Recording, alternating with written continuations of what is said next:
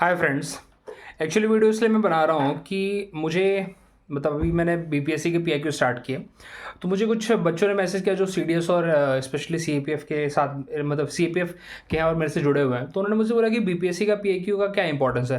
तो सही बताऊँ तो अ, आपको नहीं पता, बहुत सारे ऐसे क्वेश्चंस हैं जो उन्होंने बहुत पहले पूछ रखे हैं। मैंने अभी 1992 और 1993 के बीपीएससी के क्वेश्चंस देखना चालू किए, तो मैंने देखा कि एक क्वेश्चन था नाई धोबी रिवॉल्ट, ऐसा कुछ क्वेश्चन था करके।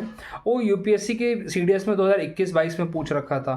तो यार जब हम पीआईक्यू को इतना देखते हैं, इतना डीप में स्टडी करते हैं हम, भले वो किसी भी स्टेट पीसेस का हो जो आपके सिलेबस से रेलेवेंट है, मैं हमेशा वही बात करता हूँ जो आपके सिलेबस से रेलेवेंट है, तो आप देखिएगा कि आपको वहाँ पे रिपीटेशन मिलेगा। ओके, आपको लगेगा कि मतलब ये क्वेश्चन आप में पूछा जा सकता है और पूछे जाते हैं एक्चुअली।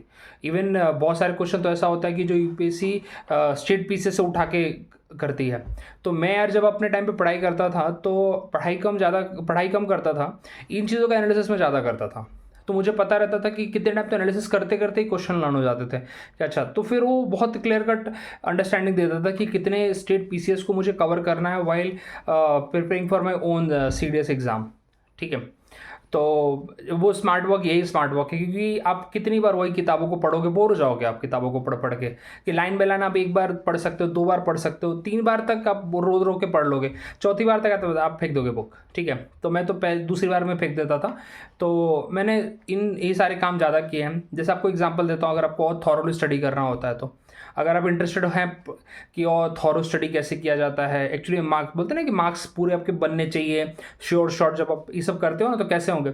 या फिर आप सी लेट सपोज आप सी की तैयारी कर रहे हो, तो यार आप सी डी एस की पीआईक्यू तो करो ही करो, एनडीए की पीआईक्यू करो ही करो, यूपीएससी सीएससी तो भाई आपको करना ही करना है।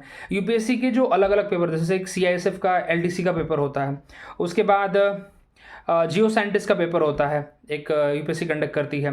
साथ ही साथ यूपीएससी और भी जो अदर एग्जाम्स कंडक्ट करती है, ईपीएफओ कंडक्ट करती है, उसमें वो वाले क्वेश्चंस लेने हैं जो जनरल स्टडीज़ के हैं। ओके, और भी यूपीएससी जो एग्जाम कंडक्ट करती है दैट इज़ इंपॉर्टेंट, बट ठीक है, उतना भी अगर डीप नहीं जाएंगे, आपने इतना भी कर लिया तो मोर देन इनफ हो जाता है आपके यूपीएससी के।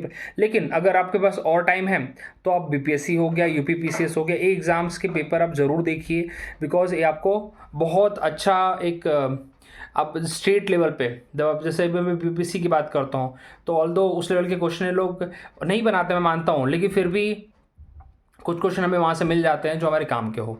क्योंकि ये स्टेट पीसेस और की प्रॉब्लम ये है कि बहुत ज़्यादा फैक्चुअल बनाते हैं, हद से ज़्यादा फैक्चुअल बनाते हैं। ये यहाँ तक इस लेवल पे आ जाते हैं कि बताओ कि साइमन कमीशन कौन सी तारीख को आया था। अरे यार, ईयर पूछ लो, ठीक है मानते हैं, तारीख तो नहीं लर्न करनी हमें, बट मैं बता रहा हूँ कि एक अच्छा आइडिया मिल जाता हमें कि अच्छा इस लेवल तक के क्वेश्चन पूछे जा सकते हैं। नेवर नो, नेवर नो, क्योंकि आजकल क्वेश्चन का बोलते हैं सेचुरेशन आ गया। आपने अगर मैं सीडीएस का पेपर देखा होगा तो काफ़ी रिपीटेशन था पेपर में, सेचुरेशन आ गया है। लेकिन अब उसमें और डीप जाने के लिए क्या करेंगे, तो बेटर है कि अगर हमें और अच्छे मार्क्स चाहिए या बोलते हैं श्योर शॉर्ट चाहिए, नहीं अपने को पूरा एक बार में थॉरो चाहिए, तो स्टेट पीसेस के पीआईक्यू ज़रूर करिए आप, आपको एडवांटेज मिल जाता है। एक यही तरीका है। और जो बच्चों मैं बोलना चाहता हूँ कि वही मतलब अभी भी समझ में नहीं आता कि क्या करना चाहिए।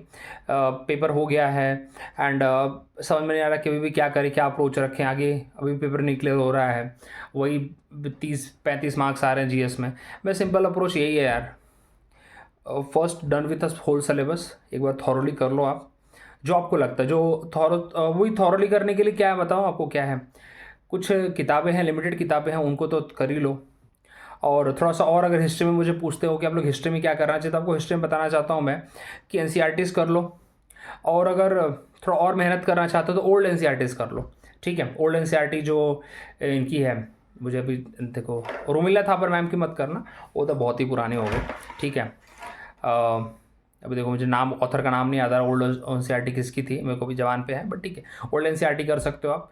और उसके बाद न्यू एनसीईआरटी तो कर ही लो, और साथ में अगर और टाइम मिल रहा है तो स्पेक्ट्रम कर लो, कि स्पेक्ट्रम के लाइन बाय लाइन क्वेश्चन आते हैं। नहीं तो पीआईक्यू तो आपको थॉरली करने ही कर रहे हैं, पीआईक्यू को प्लीज़ इग्नोर मत करना। That's the importance of the PIQ. बार बार वही चिल्ला रहा हूँ मैं, वही रिपीटेशन भी हो रहा है, आपको बोर हो रहा होगा, तो यही बोलना चाहता हूँ मैं।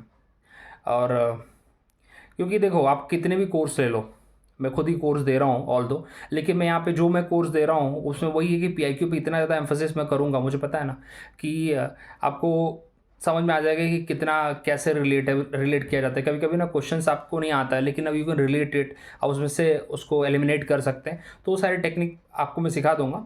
लेकिन फिर भी अगर आपको वो सब चीज़ें नहीं करनी, आपको लगता है कि नहीं हम खुद से कर सकते हैं, then too I am giving a very free advice, go with all this state PCS also, ये आपको एडवांटेज देंगे ही देंगे।